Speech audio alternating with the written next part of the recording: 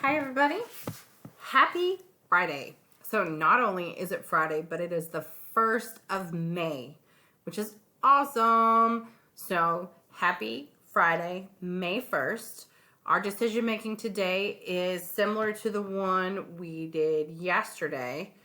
Let me see. So I will read them to you. I accidentally cut off the bottom of the last negative in our video, but I will read it to you, and then when you go to your slides, it will be where you can read it. So our situation: you are working at Walmart in the toy department.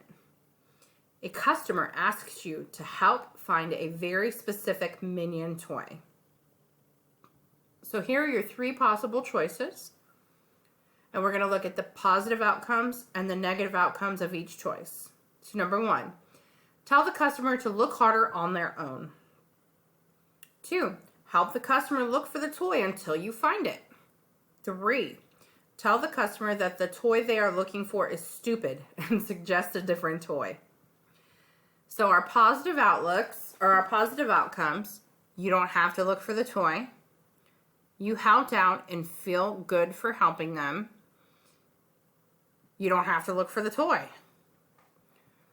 So the negative consequences will be: you spend a lot of time with the customer and don't get your other work done. The customer gets mad at you and tells your boss, you lose your job. Or the customer gets mad at you and tells your boss and you lose your job. So you want to look at positive outcomes and negative outcomes for each of the scenarios 1, 2, and 3 and fill in the blanks. You guys have a great day.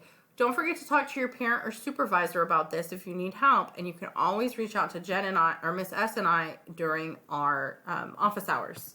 Have a great day. Bye, y'all.